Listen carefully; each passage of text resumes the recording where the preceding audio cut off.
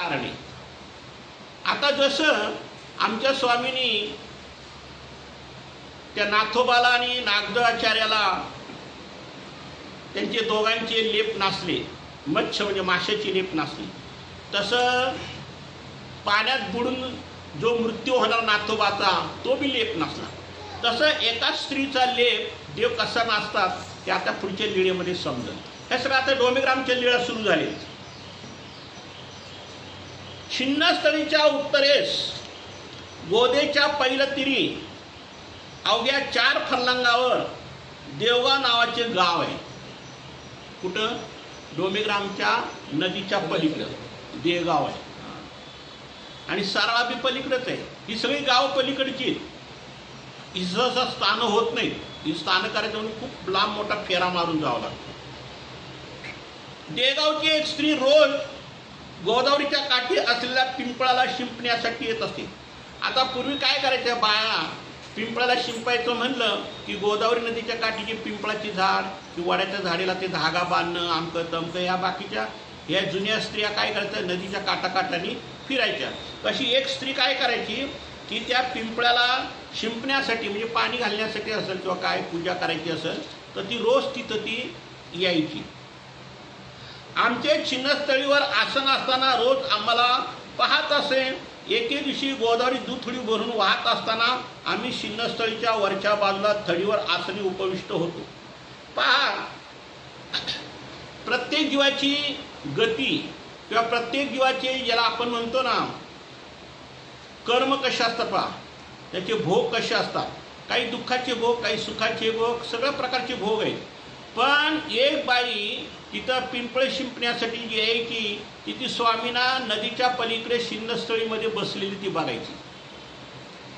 आणि एक दिवस तिच्या मनात काय असं आलं काय माहीत की स्वामींना उंच असणारं छिन्नस्थळीला तिने बघितलं आणि त्या नदीच्या पलीकडे ती पिंपळाला शिंपत असताना तिच्या मनात असं आलं की आपण जाऊन स्वामींना भेटावंच.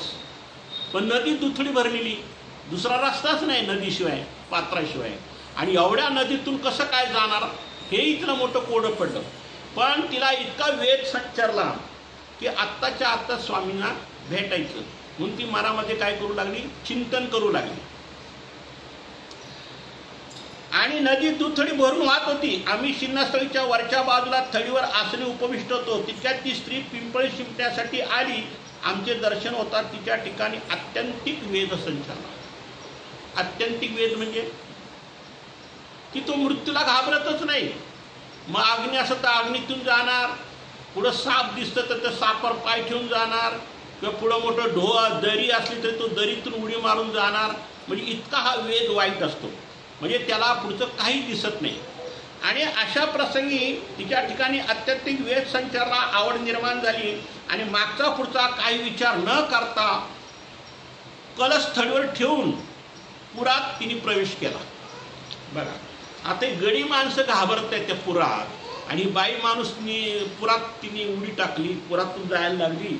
म्हणजे तिचं किती धाडस किंवा आमच्या स्वामीबद्दल तिच्या मनामध्ये किती वेद निर्माण झाला. गावचे लोक पुराची गंमत पाहण्यासाठी थडीवर जमलेले होते. तिने पुरात प्रवेश करतात एक बाई पुरात चालली असे म्हणत आरडाओरडा सुरू झाला. आता सगळे ते थडीला पूर आले लोक बघतात ना, थडीला उभं राहून पूर केवढा मोठा आलाय ते, आणि ते पुरात लाकडं हे ते सगळं वाहून चाललेलं असताना झाडं बिडं वाहतात. आणि त्याच्यामध्ये ही स्त्री आपल्या स्वामीच्या दर्शनासाठी, आपल्या स्वामीच्या भेटीसाठी छिन्नस्थळीला येण्यासाठी त्या नदीच्या पलीकडून म्हणजे देगाववरून इकडे डोमेग्रामला पाण्यात शिरली. तिचे सगळे संबंधी धावत आले, पण पाहता तर ती स्त्री जमिनीवर चालावी तशी त्या पुराच्या पाण्यावरून चालत होती. बघा केवढं सामर्थ्य. हे असे सामर्थ्यकर देवतेच्या ठिकाणी असतात. काल झालं नाही का आपल्याला नाथवाच्या त्या 4 मंत्र, अमर ओळी, सिद्ध ओळी, दिव्य ओळी.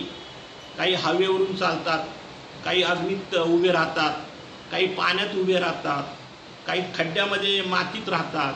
असे लय चित्रविचित्र देवतेंचे विद्या आहेत. हे नाथ संप्रदायामध्ये जास्त प्रकार आहे. परंतु इथं आपल्या स्वामीच्या सामर्थ्यांचं हे कार्य आहे. म्हणजे त्या दुथडीवरून, पाण्याच्या दुथडीवरून जसं जमिनीवर चालत जावं तसं त्या पुराच्या पाण्यावरून ती बाई चालताना दिसली लोकांना. कळलं? सगळे आश्चर्यचकित पडले. इकडं भक्तिजने तो प्रकार पाहत होते, ते आश्चर्य करू लागले. अखेर न राहून बाईसाने विचारले, बाबा ही बाई पुराच्या पाण्यावरून चालत येत आहे, ती पाण्यात कशी काय बुडत नाही? आश्चर्य ना. कोणी म्हणाल पाण्यातून आधांतरी चालल्यावर माणूस म्हणणार ही पाण्यात कशी काय बुडत नाही? जसं जमिनीवरून चालावं तशी ती बाई चालते पाण्यावरून, आणि पुराच्या पाण्यात वाहून मी जात नाही. एवढा मोठा पूर आहे, चांगली चांगली धट्टेकट्टी माणसं पुरात वाहून जातात, गाड्या घोड्या वाहून जातात, झाडं वाहून जातात, आणि ही बाई खुशाल पाण्यातून वर चालत येते. तर आता पहा की त्या पलीकडच्या थडीतून अलीकडच्या थडीपर्यंत येईपर्यंत देव काय काय निरूपण करतात बाईसाला पहा. हे निरूपण ऐकण्यासारखं आहे. बाई ही आमच्या दर्शनाच्या ओढीने येत आहे, त्यामुळे तिला न जाणो कोण तारील नाही. म्हणजे देव काय म्हणतात, जो भक्त आमच्या दर्शनाला अनंत विघ्नातून, अनंत संकटातून आमच्याकडे जर धावत येत असेल तर त्याला कोण तारणार? आम्हीच तारणार. त्याला दुसरं कोण तारणार? देवताचा काय संबंध आहे? उलट देवता विघ्न आणतात, पण देव म्हणतात त्याला तारणारा आम्हीच खंबीर आहे, दुसरं कोणाची गरज नाही. इथं बाई केवळ दर्शनाच्या नव्हे तर वेद, बोध, अनुसरण अशा कशाचाही जीव अत्यंतिक आवडीने जर अर्थपूर्वक आमच्याकडे येत असेल तर त्याला आम्ही परोपरीने साह्यभूत होऊन त्याचे सर्व प्रकारचे संकटातून, आपत्तीतून आम्ही त्याचे रक्षण करतो. बघा, एवढं देवाने धडधडीत सांगितले तरी आम्ही घाबरतो. नको रे बाबा तीर्थयात्रा नको जाऊ, माझा कामधंदा बुडव, माझे पैसे बुडतील, माझ्या शेतातलं काम राहिलं, माझं आमकं राहील. किती गाराने सांगतो माणूस. देवाला जायचं म्हणलं की तो अनेक फानगड्या फोडतो.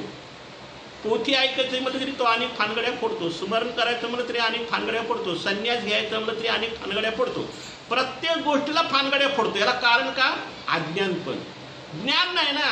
इथं देव काय म्हणतात, माझ्याकडे जो येणारा भक्त आहे तो कोणत्याही संकटात जरी सापडला तरी त्या संकटातून वाचवायचं काम ही माझं आहे.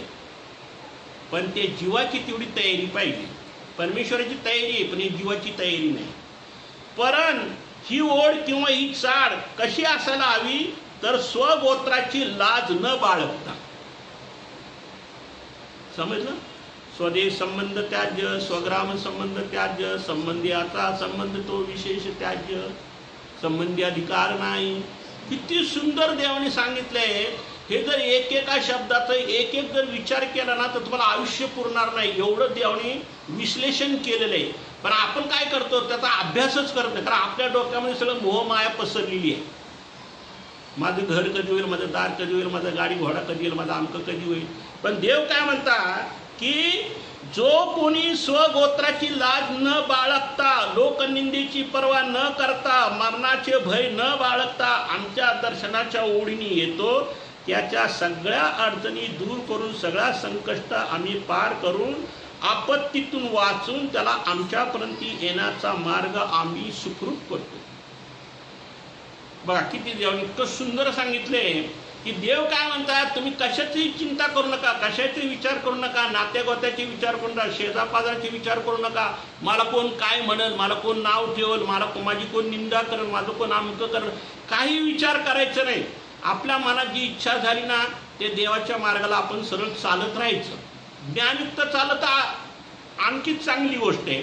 परंतु परमेश्वर काय म्हणतात, तुम्ही नुसतं वेदानी बोधानी जरी तुम्ही आमच्याकडे धावत आले तरी आम्ही तुम्हाला वाचवायला तयार. पांडवांची काय अवस्था होती, तीच अवस्था होती.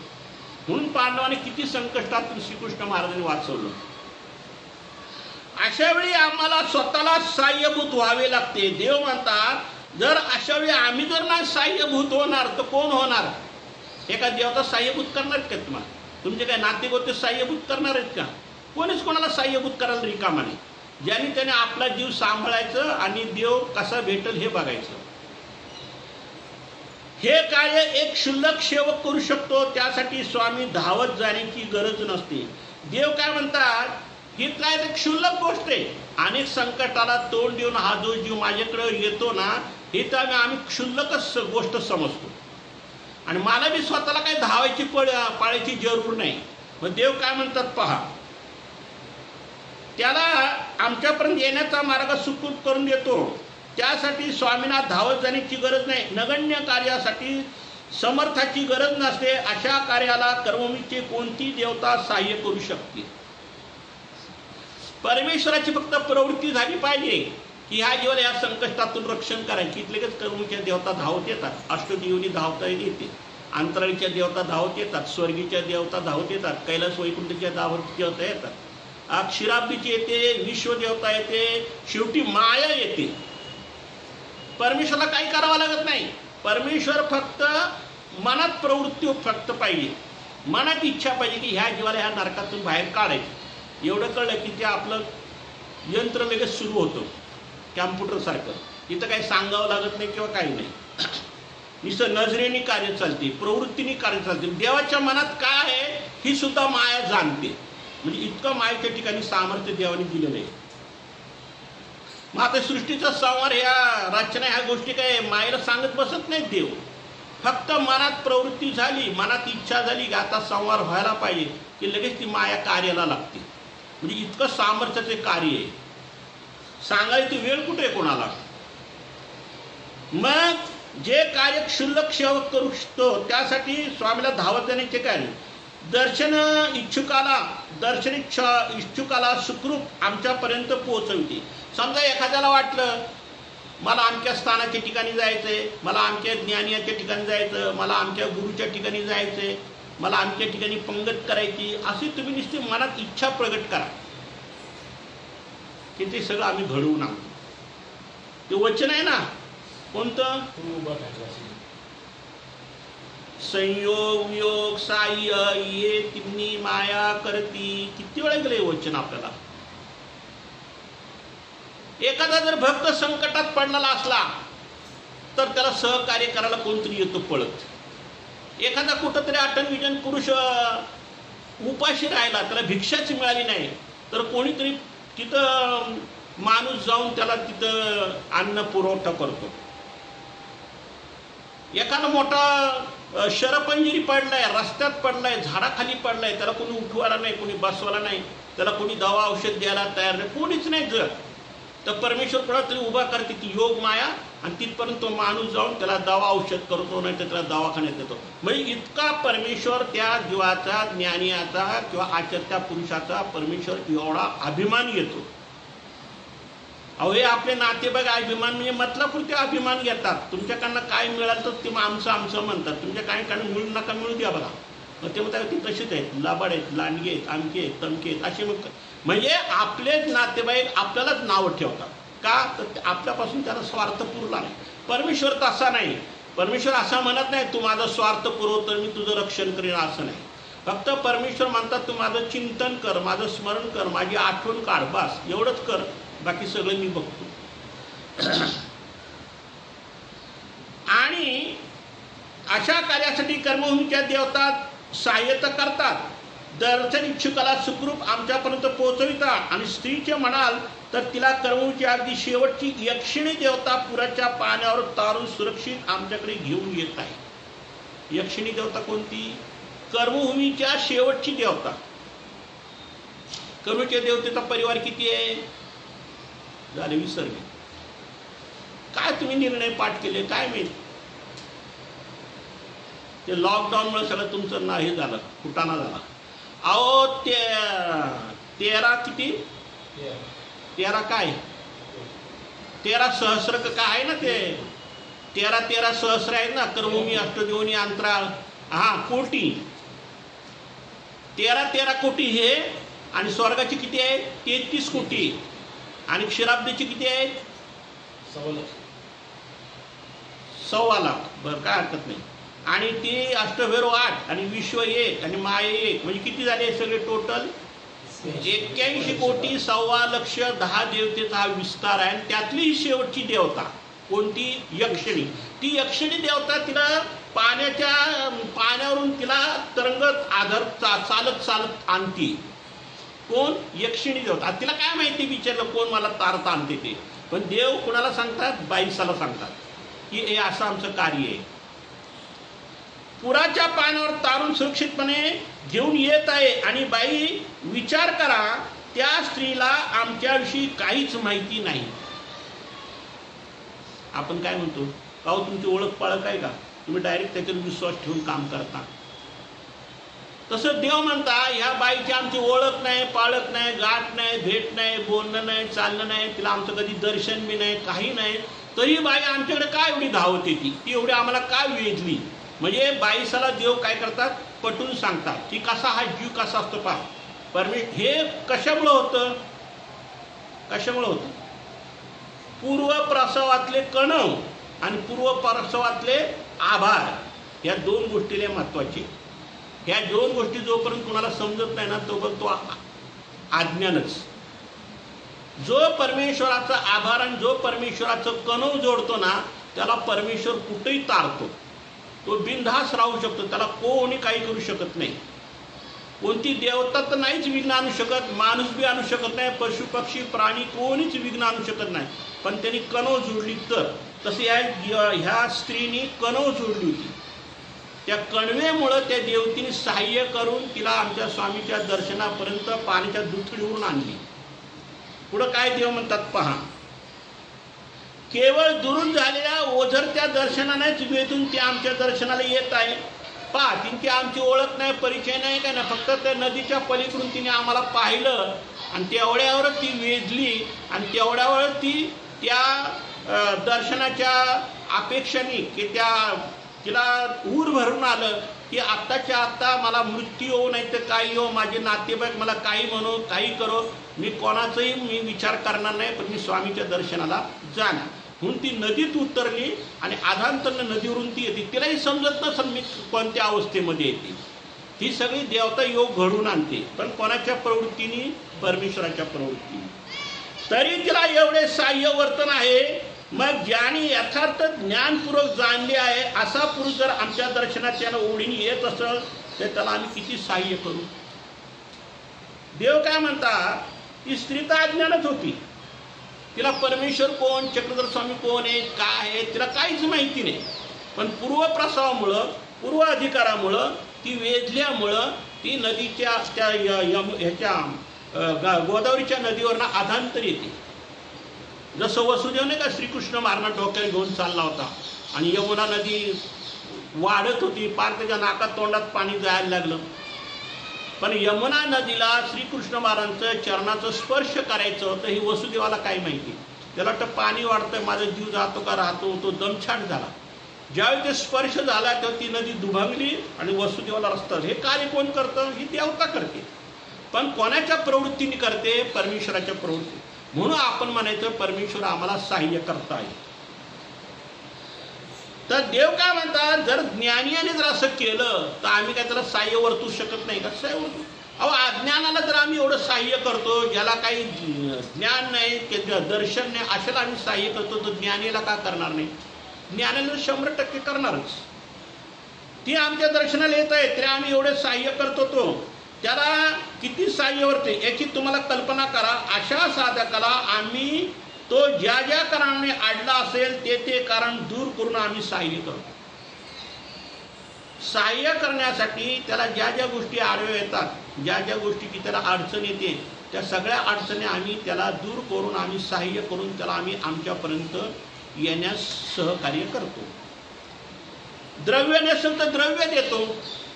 काही लोक म्हणतात, अहो मला देवाला जायचं होतं पण पैसेच नाही. हा अनुभव मला सुद्धा आलाय आणि आमच्या ट्रीपमध्ये लोकांना बी आलाय. म्हणजे चांगल्या कार्यासाठी जर तुम्हाला द्रव्याची, जर आता एखाद्याला पंगत करायची इच्छा असते. आमच्या त्या साताराच्या आश्रमामध्ये एक गीताबाई नावाची एक बाळ भिक्षुक बाई होती. ती जन्मताच आंधळी होती. संन्यास घेतल्यानंतर सगळी लोक पंक्ती घालायची, पण ती म्हणायची मला पंगत घालायची इच्छा आहे पण माझ्याकडे द्रव्य नाही, अशी प्रत्येकाला म्हणायची. मग एक दिवस काय झालं, सगळ्यांनी विचार केला व पंक्तीला खर्च किती येतो, तरी स्वस्ताईत पंगत होते याची. 400-500 लोकांची पंगत 1000, 1500, 2000 रुपये. सगळ्यांनी मिळून 2000 रुपये गोळा केले आणि तिला दिले आणि आता तू पंगत कर. अहो, आमच्या स्वामीने नाही का काय काय भक्तिजनांना आपल्या जवळची वस्तू देऊन परत स्वामीला अर्पण करायची. म्हणजे परमेश्वर सुद्धा सहाय्य करतात. नाही असं ना, ते कालच्या ह्याला मातंगाला स्वामींनीच प्रसाद दिला ना लाडू, आणि तोच लाडू त्यांनी स्वामीला परत केला. परत स्वामींनी तेच लाडू त्याला प्रसाद म्हणून दिला, आणि एक लाडू सगळ्यांना प्रसाद म्हणून ब्राह्मणांना वाटला. म्हणजे देव काय करतात, जिथं कुठं जीव आडला असेल ना तिथं देव अदृष्टपर सहाय्य करतात. फक्त मनाची तयारी पाहिजे. अशी व्यवस्था आम्ही करतो. दैहिक असमर्थता असेल तर तेही आम्ही दूर करतो. एखादा अशक्त आहे, एखादा आजारी आहे, एखादा दुःखी आहे, तर कुठं देवाला जावं असं वाटतं, कोणाला भेटावं असं वाटतं, कोण्या साधू संताला भेटावं, कोण्या ज्ञानीला भेटावं, पण तिथपर्यंत तो जाऊ शकत नाही. मग कोणतरी असं म्हणतो की चला मी तुम्हाला नेऊन सोडतो, परत तुम्हाला तुमच्या जागेवर आणून सोडतो. ही योग कोण घडवतं? ती योग माया घडवते. वाटचाली त्याच्या येऊ शकणाऱ्या नैसर्गिक आपत्तीपासून त्याचे रक्षण करतो. एवढंच नाही, पण नैसर्गिक आपत्ती, समजा भूकंप होणार असेल तो बी थांबल, पाऊस पडणार असेल तो तोही थांबल, गाडी घोड्याची सोय नसेल तर गाडी घोड्याची बी सोय होईल. अहो, एका ज्ञानामुळं अख्खी सृष्टीचा संहार होण्याचा संहार खोळंबला जातो. हे डोक्यात घेण्यासारखा विषय. काय सांगतात देव की आम्ही एक ब्रह्मांड जर समजा संहार होण्याचा असेल, म्हणजे त्याचा पर्याय आला, त्याचा टाईम आला, आता ही सृष्टी संहार करायची, पण त्या ठिकाणी त्या मृत्यू लोकामध्ये ज्ञानी आहे. त्या ज्ञानासाठी देव त्या सृष्टी संहाराचा खोळंबा करतात. त्या मायेला सांगतात करायचं नाही, मी त्या ज्ञानाला घेऊन जाईल, मग तुला काय करायचं ते करून देऊ. म्हणजे इतका परमेश्वराचा ज्ञानाचा काय आहे म्हणतात, ओढ आहे, आवड आहे त्याला. एकदा महादाईसांनी प्रश्न केला होता ना आमच्या स्वामींना, काय म्हणे महाभारतामध्ये एवढं मोठं भयान युद्ध झालं की त्या युद्धामध्ये हा इतका चौताळा होता भीम, तो काय करताय, हत्तींचे पायाला धारताना वर आकाशामार्गे फेकायचा, रथ आकाशामार्गे फेकायचा. एवढं भयान युद्ध चाललं होतं. आणि अशा भयान युद्धामध्ये अर्जुनाला हजारो बाण चिकटून गेले, पण त्याच्या शरीरात घुसले नाही.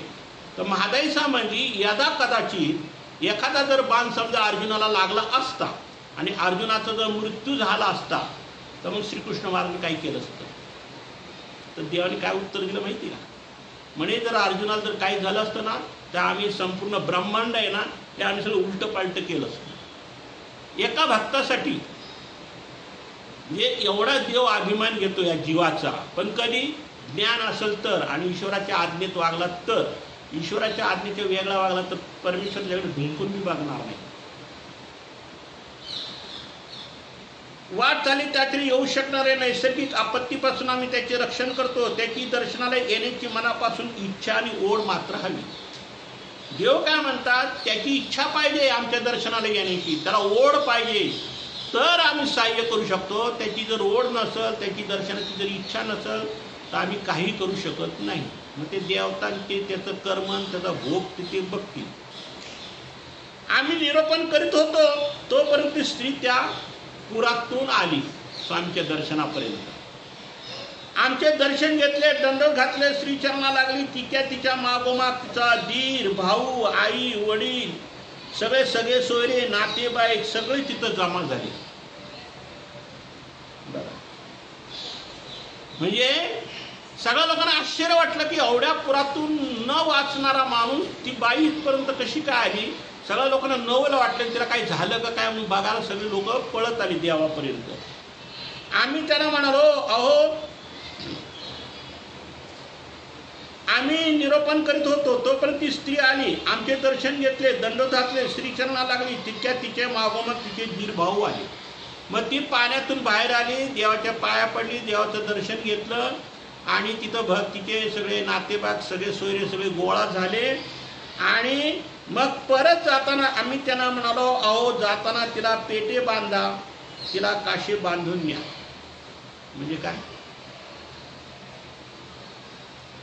आपण नाही का एखादा माणूस चक्कर येऊन पडला की कोणी खांदा देतो, कोणी हात धरतो का नाही, कोणी कमरेला कवटाळतो. म्हणजे तर अशी 4 माणसं धरून त्याला नेतात. का नेतात? की तो परत पडेल, तर त्याच्यात ताकद नाही, अवसान नाही म्हणून. तसं देव म्हणतात तिला काशे बांधून न्या. म्हणजे तिला बांधून धरून तुम्ही सगळे लोकांनी तिला न्या, नाहीतर ती परत कुठं खाली पडेल. कारण ती येताना त्या आवेशाने आली खरी, पण जाताना तिच्याकडे तेवढं काय ताकद नाही राहणार ती, कारण ती देवतेने आणलं ना, तिच्याकडे कुठली एवढी ताकद आहे. त्यावर ते काय म्हणतात, जी असे का करावे लागेल. आता ती पाण्यातून येताना आरामशीर आली आणि आता जाताना तिला एवढं धरून चालवायचं काय, एवढं कशी काय एवढी आवश्यकता पडेल. ही जशी आली तशीच का जाऊ शकणार नाही, तिच्या नातेवाईकांनी विचारले. मग ते नातेवाईकांना आश्चर्य वाटतं ना, पाण्यातून एवढ्या पुरातून ती एवढी मोठी बाई आली आणि तिला आता सहजासहजी चालायला काय अडचण आहे. पण देव म्हणतात तसं नाही, जशी ती येताना आली ती आमच्या सामर्थ्याच्या जोरावर आली. आता जाताना आमचं सामर्थ्य नाही, आता तिचं कर्म आहे, आता तिच्या कर्माप्रमाणे ती जाणार. अहो आमच्याकडे जसे येता येते तसे जाता येत नाही. देव काय म्हणतात, एखाद्या जीवाला आमच्यापर्यंत येईपर्यंत आम्ही खूप प्रकारे सहाय्य करतो, पण आम्हाला जर टाकून गेला तर त्याचं कर्म त्याच्याबरोबर. म्हणजे परमेश्वराला टाकून जाणं म्हणजे एक प्रकारे परमेश्वराचं तोडूनच चाललं ना. मग देव कसे काय सहाय्य करतील. देव येणाऱ्याला सहाय्य करतात. जसं त्या ह्याला नाही का म्हणले होते नांदेडच्या त्या ब्राह्मणाला, तुझ्या गायी सोडीन पण गायी बांधायचं काम मी नाही करणार. आणि देव काय म्हणतात, आम्ही कोणी जीवाला बंधनात नाही घालत, बंधनातल्या जीवाला आम्ही बाहेर मोकळं करतो, पण बंधनात घालायचं आम्ही काम करत नाही. तशी गोष्ट आहे. तर आमच्याकडे जसे येता येते तसे जाता येत नाही. आमच्याकडे येताना सर्व प्रकारचे सहाय्य वर्तते, ते आमच्यापासून जीवाचे भले व्हावे. जो जीव आमच्याकडे येणार आहे त्याला आम्ही सहाय्य करतो. का करतो, तर त्याचं भलं व्हावं म्हणून आम्ही सहाय्य करतो. पण जाताना त्याचं काही भलं नाही, तो गेला परत संसारामध्ये हे झाला, मग परत तो संसारामध्ये रमला. त्याच्यामुळं आम्हाला जाताना तर त्याचं सहाय्य करणं काय आमचा संबंध नाही. जशी तीही नाही का स्मशानातून एका स्त्रीला उठवलं देवानी, कुठली गोष्ट आहे. राहेर काय अभ्यास करतात.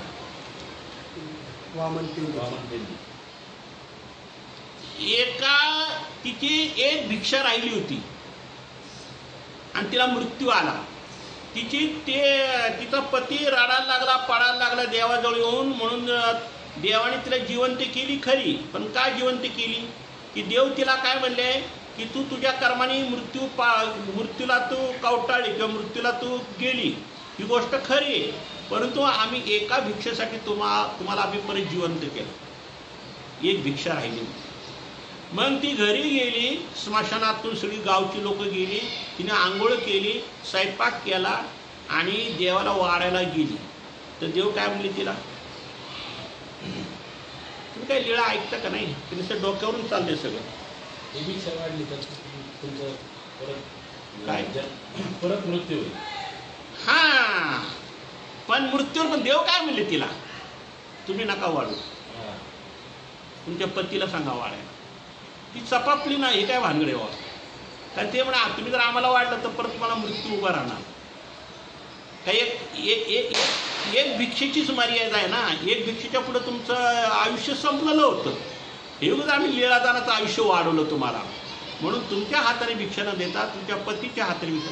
पण ती काही काळ राहिली जिवंत. ही गोष्ट देवाने कधी सांगितली, ही घडली कधी पूर्वार्धात. ही देवानी गोष्ट उत्तरार्धात भक्तिजनांना सांगितली.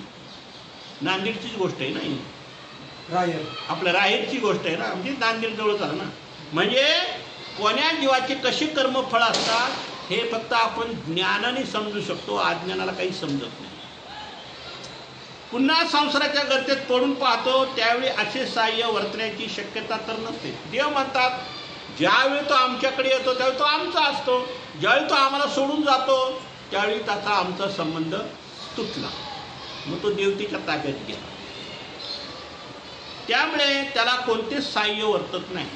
मग देव म्हणतात जो आमच्याकडे येतो त्याला आम्ही सहाय्य वर्ततो, आणि जो आम्हाला सोडून दुसरीकडे प्रपंचात जाऊन पडतो त्याला ती देवता बघल काय करायचं ते. त्याला क्षमा करायची का दुःख द्यायचं का आणि काय कुठल्या कर्मफळामध्ये घालायचं, की मग देवता अनेक प्रकारे त्याला दुःख भोगायचा प्रयत्न करते.